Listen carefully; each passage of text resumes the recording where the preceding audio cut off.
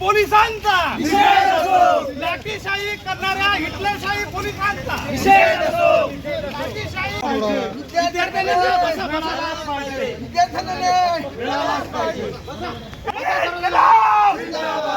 Delhi police हाय हाय, Delhi police हाय हाय, Delhi police हाय हाय, Delhi police हाय हाय, इन्कलाब जिंदाबाद, इन्कलाब जिंदाबाद, इन्कलाब जिंदाबाद, विद्यार्थ्यांना न्याय, विद्यार्थ्यांना न्याय, विद्यार्थ्यांना न्याय, विद्यार्थ्यांना न्याय, विद्यार्थ्यांना न्याय, विद्यार्थ्यांवर लाठीचार्ज करणाऱ्यांचा, विद्यार्थ्यांवर लाठीचार्ज करणाऱ्यांचा, विद्यार्थ्यांवर लाठीचार्ज करणाऱ्यांचा, विद्यार्थ्यांवर लाठीचार्ज करणाऱ्यांचा इन्क्लाब जिंदाबाद, इन्क्लाब जिंदाबाद, इन्क्लाब जिंदाबाद।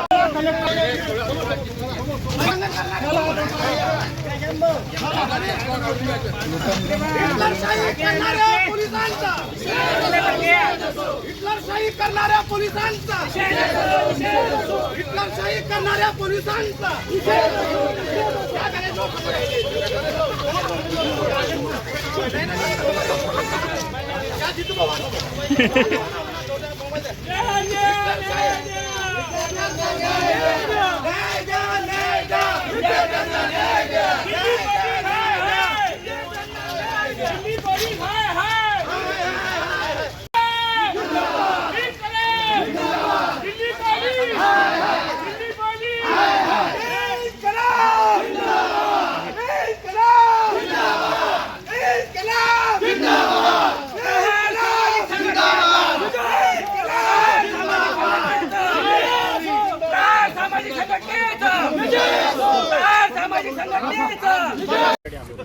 बघा, गेल्या 22 दिवसापासून दिल्लीमध्ये देशभरातील विद्यार्थी आपल्या न्याय मागण्यासाठी आणि नीट परीक्षा झालेल्या घोटाळ्याची चौकशी होऊन माननीय शिक्षण मंत्र्याचा राजीनाम्याच्या मागणीसाठी आंदोलनाला बसलेले आहेत।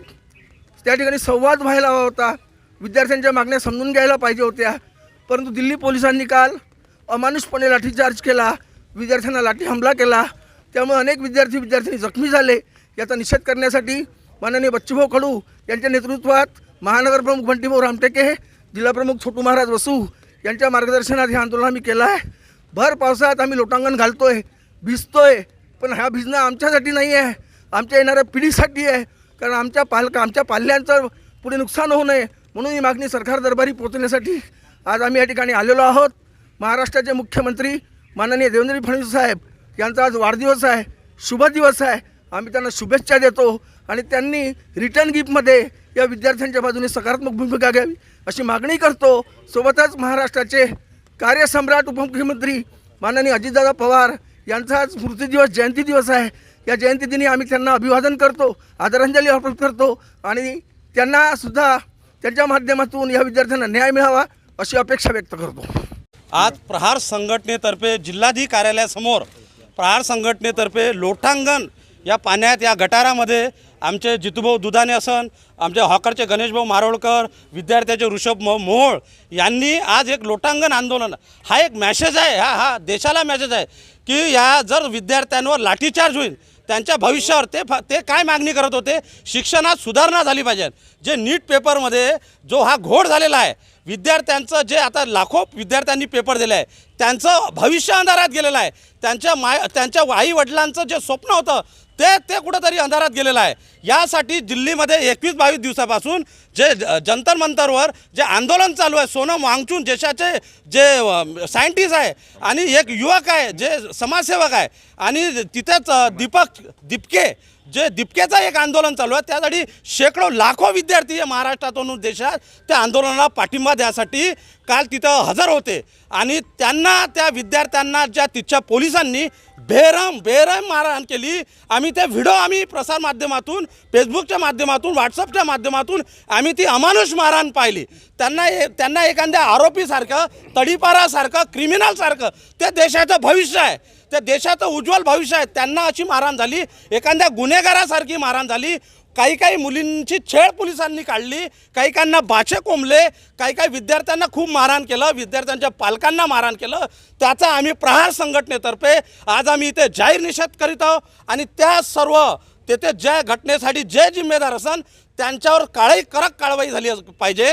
आणि नीट पेपरमध्ये ज्या विद्यार्थ्यांनी नीट पेपर फुटल्यावर आत्महत्या केली त्यांना 1-1 करोड रुपयाचं हे मानधन त्यांच्या परिवारांना भेटलं पाहिजे आणि शिक्षणाचा दर्जा हा सुधारला पाहिजे असं काही घडलं पाहिजे. त्यासाठीच हे जे आंदोलन चालू आहे, आताही जे शिष्टमंडळ आहे या सरकारनं त्या शिष्टमंडळाची सकारात्मक चर्चा करावं आणि योग्य न्याय द्यावं. नाही तर संपूर्ण भारतभरात या देशातील जो युवक आहे हा रस्त्यावर येईल आणि संसदेमध्ये घुसेल.